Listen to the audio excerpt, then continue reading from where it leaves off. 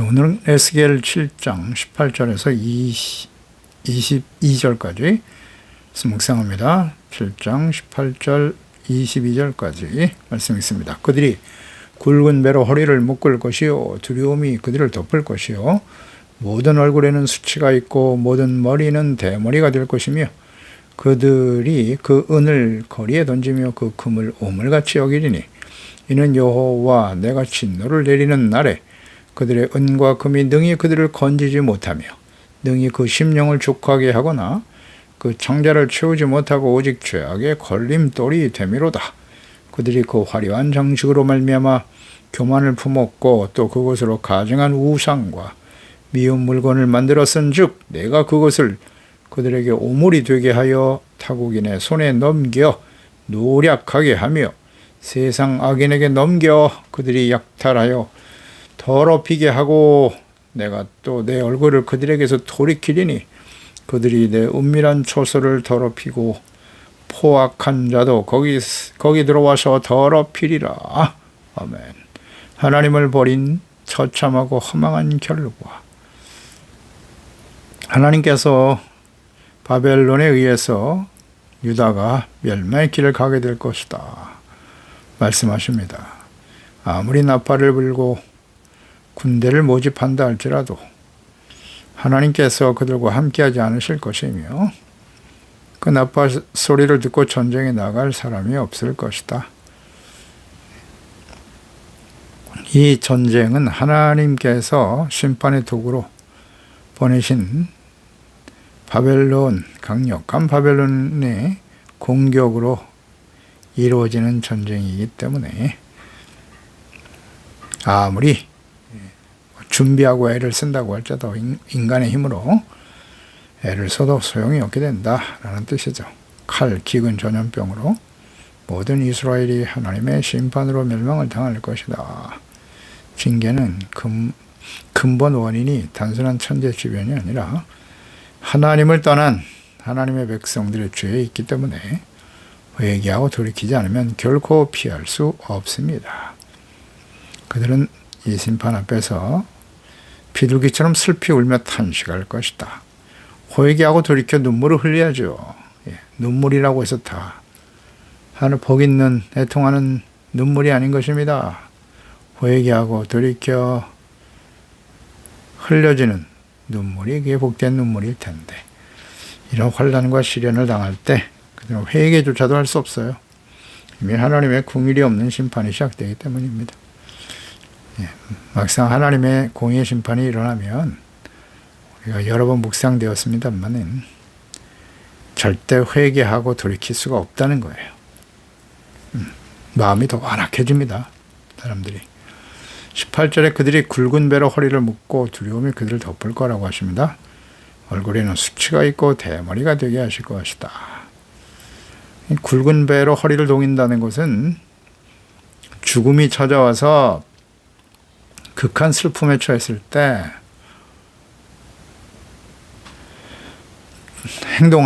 취해지는 행동인데요. 이것은 죄를 회개하고 돌이키는 태도가 아닙니다. 자신들에게 임한 상황이 너무나 처참하고 슬프기 때문에 취하는 행동입니다. 두려움이 찾아온다, 덮어버린다 그랬습니다. 하나님의 심판은 교만하고 패역한 자들에게는 큰 두려움이 될 수밖에 없습니다.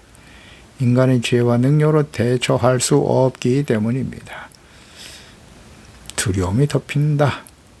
두려움은 언제나 하나님과의 관계가 바르지 않은 상태에서 발생하는 특성이 있습니다.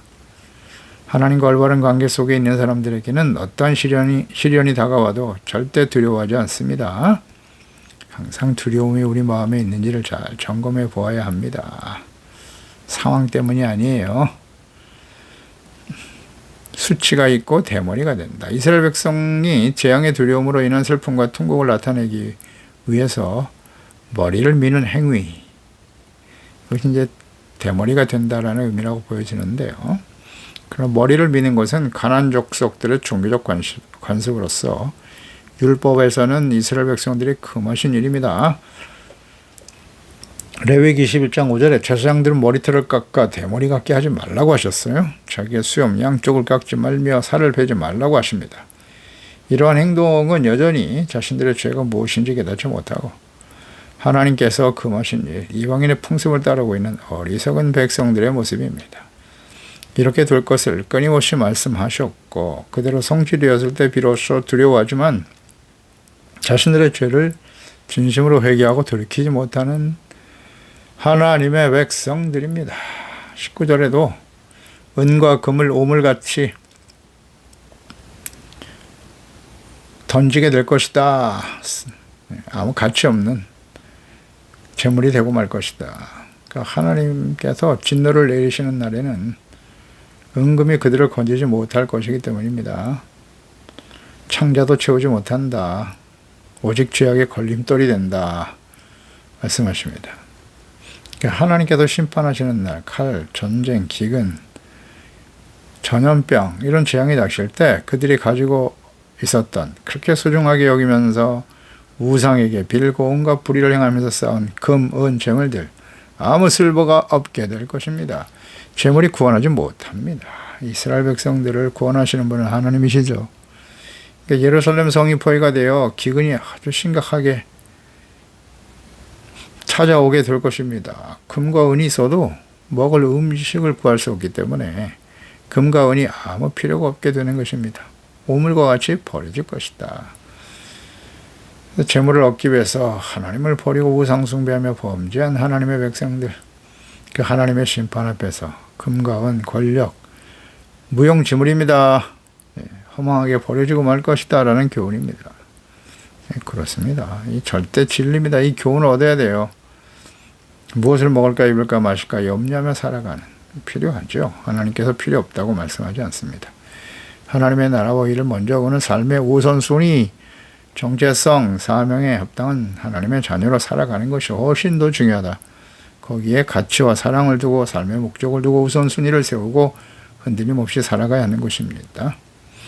그러니까 이는 여호와가 내 진노를 내리는 날에 은과 금이 그들을 건지지 못한다. 이 교훈을 결코 잊지 말아야 됩니다. 재물과 돈, 삶의 목적인 사람들 대부분이죠. 하나님이 없는 세상의 모든 사람들은 다 재물, 더 많은 재물과 돈을 얻어 지금보다 더 나은 풍요로운 삶을 살고 건강하게 오래오래 누리며 살아가기를 원하는 거예요.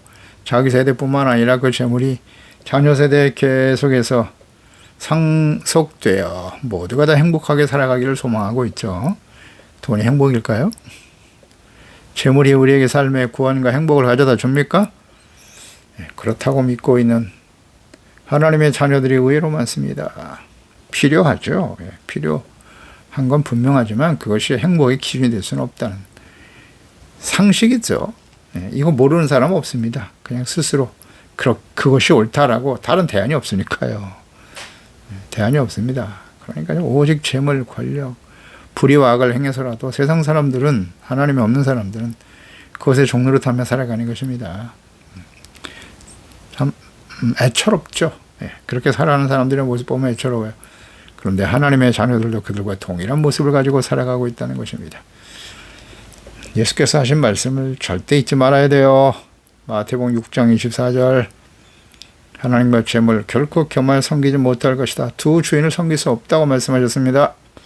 그런데 어째 하나님의 자녀들이 재물을 하나님보다 더 주인으로 섬기며 그의 종으로 타며 살아간단 말입니까? 재물을 주인으로 섬기며 종으로 살아가는 주의 백성들의 결말이 이와 같도다. 그러니까 사랑과 가치를 어디에 두고 있는지 날마다 점검해야 합니다.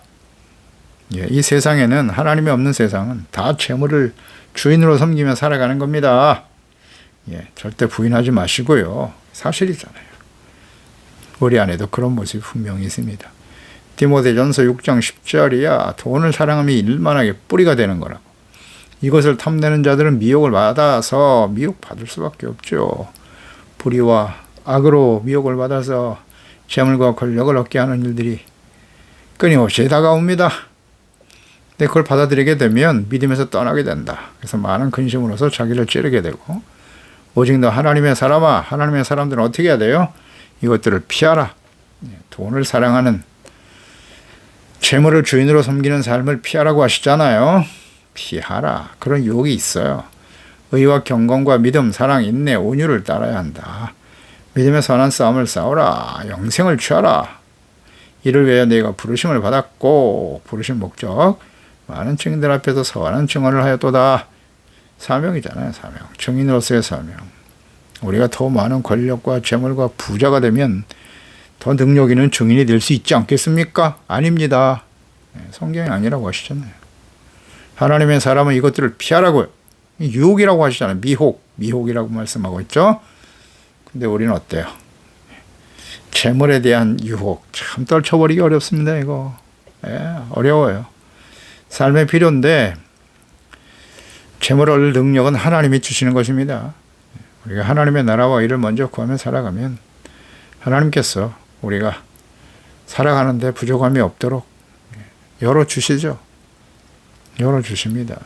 가만히 앉아서 아무것도 하지 않으면서 하나님이 채워주시는 뜻이 아니잖아요. 삶의 우선순위를 분명히 하고 살아가야죠. 열심히 주어진 일에 최선을 다해서 하나님의 나라와 뜻을 이루고 죄와 타협하지 아니하고 좀 궁핍할 수는 있어요. 그래도 부족함이 없도록 채우시는 하나님의 은혜를 우리가 누리며 살아가게 되는 것입니다. 주어진 상황을 만족하고 그냥 감사하며 살면 되는 것입니다. 근데 우리는 자꾸 욕심을 부리잖아요. 더 많은 것을 얻고 싶은 욕심, 탐심, 결국 우상숭배에 빠지고 마는 거예요. 재물, 나의 유익, 나의 만족, 하나님의 나라와 영광은 상관없어요.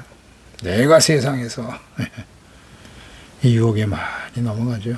20절 그들이 화려한 장식으로 말미암아 교만을 품었다. 그렇죠. 금, 은, 재물 절대 우리를 구원의 길로 인도하지 못합니다. 속으면 안 돼요. 그것이 하나님의 영광이라고 말하면 안 됩니다. 그런 게 영광이 아니에요. 이렇게 거룩하고 진실되게 살아가는 게 영광이지. 화려한 장식으로 말미암아 교만을 품었다. 금은 재물을 많이 얻어서 명품으로 휘감고 말이죠. 명품을 왜 이렇게 좋아하는지, 명품을 너무 좋아하는 사람들 한번 하나님 앞에 진실되게 기도해 보세요. 묵상해 보세요. 명품 왜 이렇게 좋아해?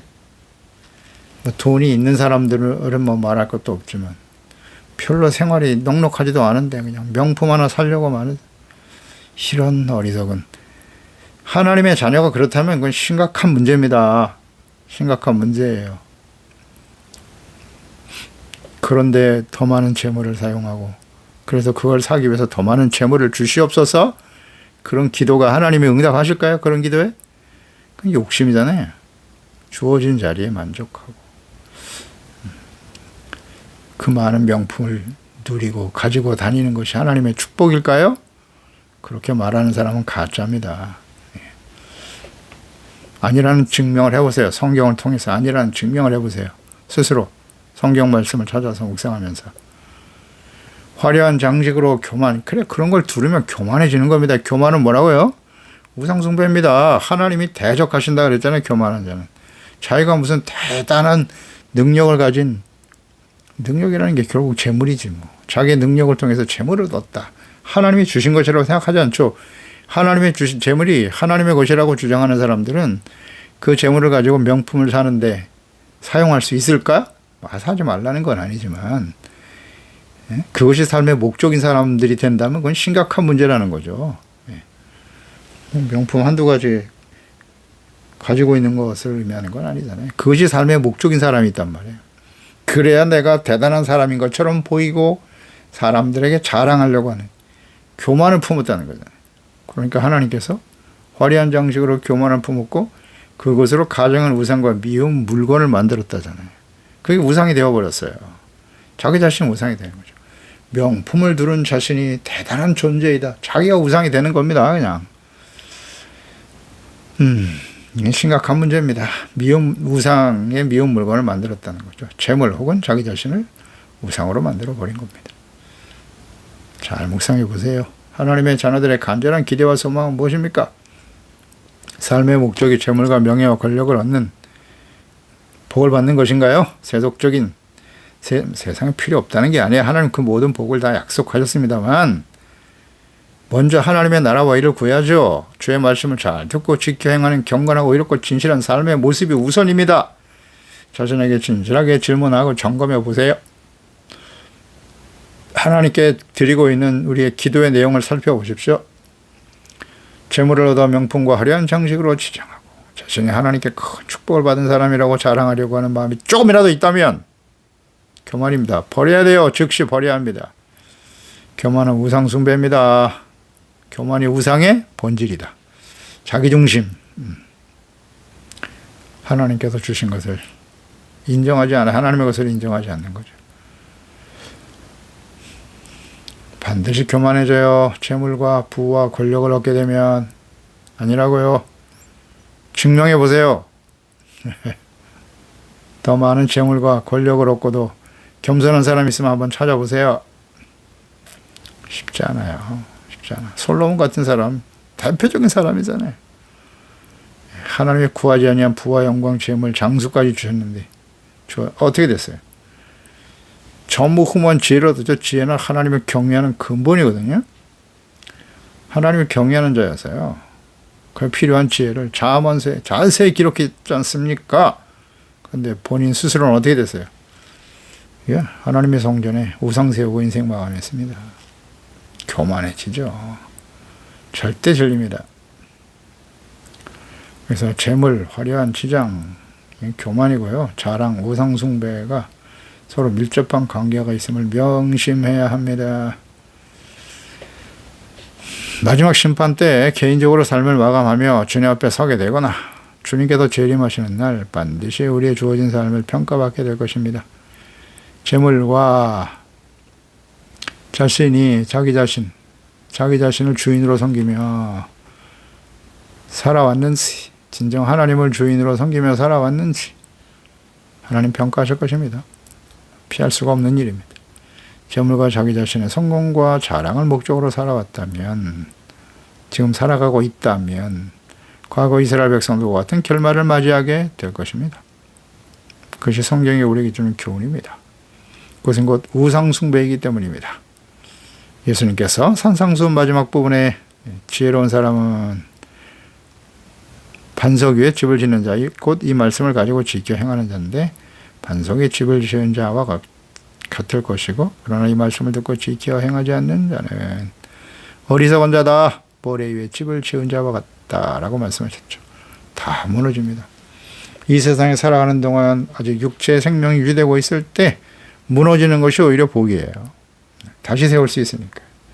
재물과 인간의 욕망이 얼마나 험한 것인가를 깨닫게 되는 시련과 위기를 만나는 것은 복된 일인 것입니다. 허망하잖아요. 하루아침에 무너지니까 자기가 추구했던 부와 재물 때문에, 명예와 권력 때문에 부끄러움과 수치를 당하는, 그게 얼마나 허망한 일인가를 알게 돼야 될 텐데 그걸 돌이키지 못한다면, 과거의 이스라엘 백성들이 그랬어요. 쉽지 않아요. 돌이키는 게 복인데, 애통하고 자신의 죄를 깨닫고 눈물로 회개할 수 있는 사람이 복된 사람인데, 심령이 가난한 자 되어 오직 하나님만을 믿고 의지하는 사람이 복 있는 사람인데, 하나님보다 여전히 힘 있는 사람들 재물을 의지하며 살아가잖아요. 그 우상을 떨쳐버리기가 쉽지 않습니다. 다시 세울 수 있는 기회가 주어질 때 이 기회를 놓치지 말아야 합니다. 재물을 얻을 능력을 주시는 하나님께서, 하나님이 재물을 능력을 주셨다는 거 잊지 말아야 돼요. 신명기 8장 17절 이하의 경고의 말씀에 귀를 기울여야 합니다. 그러나 내가 마음에 이르기를 내 능력과 내 손의 힘으로 내가 이 재물을 얻었다 말할 것이다. 너희들이 그렇게 될 거라고 말씀하시잖아요. 하나님의 백성들이. 내 하나님 여호와를 기억하라. 그가 너에게 재물을 능력을 주셨다. 하나님이 이같이 하시면 내 조상들의 맹세하신 언약을 오늘과 같이 이루리 하심이니라. 내가 만일 내 하나님 여호와를 잊어버리고 다른 신들을 따라 그들을 섬기며 그들에게 절하면 내가 너에게 증거하는 너희가 반드시 멸망할 것이다. 하나님께서 반드시란 말을 사용하셨잖아요. 제 말씀이 아니에요. 하나님의 말씀이 그렇다고요. 다른 신을 따라 섬기고 우상을 따라가는 순간 반드시 망한다. 여호와께서 너희 앞에서 멸망시킨 민족들 같이 너희도 멸망하리니. 너희 하나님의 백성이잖아요. 이는 너희가 너희 하나님 여호와의 목소리를 청종하지 아니하였기 때문이다. 청종, 하나님의 말씀을 듣고 지켜 순종하지 아니하고 우상 섬기고 악을 행하면 어떻게 된다고요? 가나안 족속들이 멸절당한 것처럼 너희들도 멸망할 거다. 하나님의 백성들도, 구약의 하나님의 백성과 예수 그리스도를 믿고 구원받은 신약의 하나님의 자녀가 다를까요? 더 악하죠, 이 시대는. 가면 갈수록 사람들은 더 심각한 죄악에 빠질 거예요. 예수님의 재림하실 때가 노아의 때와 같을 것이라고 말씀하지 않습니까? 무슨 의미예요? 노아의 때가 어땠다고요? 모든 사람들의 생각, 행동, 다 계획이 악하다 그랬습니다. 사람 지은 것을 한탄하셨어요. 근데 이제 물로는 안 하시겠죠. 다시는 홍수, 물로 심판하는 일은 없을 거라고 약속하셨기 때문에. 이젠 불이에요, 불. 무섭습니다. 천재지변이에요. 사실 노아의 홍수도 사람의 이성과 과학과 지식으로는 도저히 받아들일 수 없는 재앙이죠. 온 세상이 다 물로 뒤덮인다는 거. 그렇게 할 수가 없어요, 이제는. 지구 환경이 바뀌어버렸다고요. 불. 전쟁일 수도 있겠지만, 지금 가지고 있는, 강대국들이 가지고 있는 핵폭탄으로 온 세상은 불바다가 될 수 있다고 하죠. 그런데 그거보다도 하나님께서 천재지변을 통해서 말이죠. 해가 더 뜨거워질 수도 있고, 어떻게 되겠습니까? 점점 요즘 온도가 좀 하나씩 계속 올라가고 있지 않습니까? 계속 기후이변, 점점 지구의 온도가 올라가죠. 북극의 얼음이 녹아내리고 있잖아요. 얼마든지 하실 수 있어요. 하나님께서 하시면.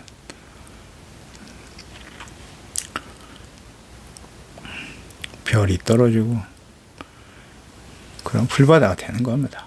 얼마든지 하실 수 있죠. 근데 요한계시록의 내용이 그런 말씀 아닌가요? 이루어질 겁니다. 근데 이 말씀을 명심하지 못한 이스라엘 백성들 결말이 어떠한지, 하나님께서 어떻게 보응하셨는지 성경에 자세하게 기록되어 있습니다. 우리 이 말씀을 듣고 교훈을 얻고 있나요? 그냥 옛날 이야기입니까? 재물의 능력을 하나님께서 주신 것임을 인정하고, 재물이 내 것이 아니라 하나님께서 나에게 맡기신 것이다 인정하며 살아가고 있습니까? 하나님의 나라와 이웃을 위해서 함께 나누는 일, 돈을 사랑하지 말고 하나님과 이웃을 사랑하라. 하나님의 말씀을 듣고 청종이잖아. 듣고 순종하고, 듣는 목적은 무엇입니까? 순종하기 위해서. 죄를 깨닫고 버리기 위해서 말씀을 듣는 거예요. 겸손의 거룩함을 지켜가야 합니다. 누가복음 12장에 보면 어리석은 부자에 대해서 예수님께서 비유로 말씀하셨죠. 내가 이렇게 하리라. 곡간을 헐고 더 크게 짓고 내 모든 곡식과 물건을 거기에 쌓아두리라. 또 내가 내 영혼에게 이르되 내 영혼아, 여러 해 쓸 물건을 많이 쌓아두었으니 평안히 쉬고 먹고 마시며 즐거워하자 하리라 하되, 하나님은 이르시되 어리석은 자여, 오늘 밤에 내 영혼을 도로 찾으리니 그러면 내 준비한 것이 누구의 것이 되겠느냐 하셨으니, 자기를 위하여 재물을 쌓아두고 하나님께 대하여 부여하지 못한 자가 이와 같으리라. 아멘. 많은 추수, 곡식을 얻어서 더 큰 창고를 짓고 그걸 쌓아놓고 이제 평안히 먹고 마시자, 즐거워하자 그랬어요. 근데 왜 하나님은 이 사람을 어리석은 자라고 하셨을까요? 어리석은 부자. 너의 준비한 것, 즉 오늘 너의 영혼을 내가 취하면 내가 준비한 것이 누구의 것이 되겠느냐. 세상에서 부와 재물을 얻고 그 재물을 풍성히 얻어서 편안히 먹고 마시고 쉬자. 그런데 오늘 인생이 마감되어진다면 그 준비한 것이 누구것이 되겠느냐. 사람은 누구나 다 죽을 수밖에 없는 것이고, 죽음 이후의 삶을 전혀 준비하지 못했다. 참된 안식과 평강은 재물로 얻어지는 것이 아니라는 사실. 잘 모르죠. 하나님이 없는 사람들은 몰라요. 그러나 그리스도 안에서 구원받은 하나님의 자녀들이 이것이 문제죠. 영원한 삶, 거룩한 하나님의 자녀답게 살아가는 일, 여기에 초점을 두고 살아가야 될 텐데, 많은 재물과 부와 권력을 얻어서 평안히 살고 즐거워하자. 근데 자기를 위해서 재물을 쌓아두거나 하나님께 부여하지 못한 사람이 어리석은 자라고 말씀하십니다. 우리는 어리석은 자는 아닌가요? 네. 그 부와 재물 좀, 어리석은 자가 되더라도 부와 재물 좀 누리며 살아봤으면 좋겠다. 이렇게 생각하는 사람이 그리스도인들 중에도 많이 있다는 거. 슬픈 일이죠, 사실. 재물을 또 21절, 22절에 보면 타국인의 손에 다 노력하여 넘겨갈 것이다. 세상 악인에게 다 약탈당한다고. 더럽혀질 거라고. 허망하죠. 그러니까. 다 빼앗길 건데. 내 얼굴을 그들에게서 돌이킬 거고 은밀한 처소를 더럽히고 포악한 자도 거기 들어와서 더럽히게 된다. 이런 말씀하시네요. 그러니까 모든 재물이 타국인의 손에 노력당하며 빼앗기게 될 것이다. 허망한 일입니다. 악인에게 넘겨져 약탈당하고 더럽혀질 것이다. 그러니까 하나님의 심판날에 불의로 얻은 모든 재물, 권력, 명예 다 사라집니다. 이 중요한 진리를 깨닫지 못하고 살아가는 하나님의 자녀들이요. 참 오늘날도 많죠. 경제적으로 가난하고 어려울 때 하나님께 나와 열심히 기도하고 섬겼던 주의 자녀들이 경제적으로 좀 부유해지고 나아지니 주님과 믿음을 떠나죠. 세상을 더 사랑하고 돈을 더 사랑하고 쾌락을 더 사랑하고 하나님보다 자기 자신을 더 사랑해요. 말세에 나타날 특징. 말세에 고통하는 때가 올 것인데 이런 특성을 가지게 될 것이라고 말씀하셨지 않습니까? 디모데후서 3장. 그것에 하나님이 주신 축복이라고 여기면서 점점 하나님과 멀어져요. 재물과 명예를 위해서 온갖 불의와 타협하며 세속적인 쾌락에 빠져 살아가는 사람들 죄책감도 없습니다. 왜? 그렇게 가르치는 거짓 목사들 때문이죠. 그렇게 사는 것이 축복이라고. 그대로 그 길로 쭉 가면 우리는 천국에 간다고. 거짓말을 전하잖아요. 기복신앙, 우상숭배입니다. 버려야 돼요. 복의 개념을 똑바로 이해해야죠. 잘 먹고 잘 사는 게 복이 아니에요. 그게 전부가 아니라고요. 하나님의 자녀답게 그리스도인답게 살아가야죠. 착한 행실을 통해서 하나님께 영광을 돌리게 해야죠. 모든 사람들이 하나님의 영광을 보게 해야죠. 자기 자신의 영광. 내가 이렇게 부와 권력과 성공과 복을 받은 사람이라고요? 함부로 말하고 행동하지 마십시오. 그게 전부가 아니라는 걸 알아 겸손해져야지. 예수 그리스도 십자가 의로움 구원과 영생 그 이후에 재물보다 하나님을 더 사랑하고 말씀을 즐거워하며 주야로 묵상하는 자가 되어야 합니다. 악인의 꾀를 따르지 않고 죄인의 길에 서지 않으며 악하고 교만하고 패역한 세대를 본받지 말아야 돼요. 그렇지 않으면 과거 이스라엘 백성들과 같이 화려하게 꾸며진 성전의 모든 기명들 바벨론 군대에 의해서 다 빼앗겨 더럽혀지게 됐죠. 재물로도 크고 화려한 교회를 건축하고 집을 짓고 살아가지만 이 모든 것들이 더럽혀지고 부끄러움과 수치스러움이 될 것이다. 오늘날 크고 화려한 교회들, 과거에 유럽의 캐톨릭 성당들 보세요.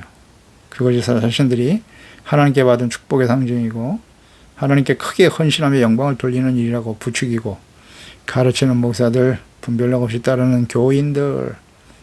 로마서 12장 1절이야. 형제들아, 내가 하나님의 모든 자비하심으로 너희를 권하노니 너희의 몸을 하나님이 기뻐하신 거룩한 선 제물로 드려야 하는 거예요. 이것이 들 영적 예배다. 너희는 이 세대를 본받지 말고 오직 마음을 날마다 새롭게 함으로써 변화를 받아 하나님의 선하시고 기뻐하시고 온전하신 뜻이 무엇인지 분별해야 합니다. 기도하겠습니다. 하나님 아버지, 오늘도 주의 말씀을 듣습니다. 말씀을 통해서 하나님의 자녀 백성들이 하나님을 버렸어요. 말씀을 버립니다. 하나님의 목전에서 우상을 향해 달려가면서 하나님이 끊임없이 책망하고 돌아오라고 외치고 계시지만 그 하나님 말씀을 무시합니다. 그들의 결과는 어떻게 되어질까요? 두려움이 찾아오고 모든 수치가 찾아오고 그렇게 소중하게 여겼던 금과 은과 부와 권력들 이방인들에 의해서 다 빼앗깁니다. 약탈당하고 말아요. 허망한 결과를 맞이하게 될 것이다. 이렇게 하나님이 자세하게 구체적으로 여러 번 반복하여 가르쳐 주시고 말씀하셨으나 그 말씀을 무시했죠.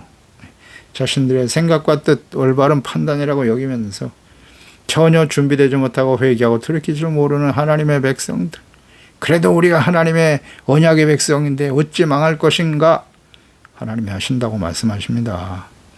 이제 예수 그리스도의 재림과 혹은 우리 개인적으로 인생을 마감할 날이 다가오겠죠. 주님의 재림 마지막 심판인 박한 시대를 살아가는 저희들입니다. 제발 좀 교만하지 않게 해주세요. 저희들이 안일한 신앙생활 하지 않게 도와주세요. 세속적인 부와 영광, 재물, 그것이 우리 진정 하나님이 우리를 구원하신 목적은 아니지 않습니까? 다 사라져요. 금과 은이 우리를 절대 구원의 길로 인도하지 못합니다.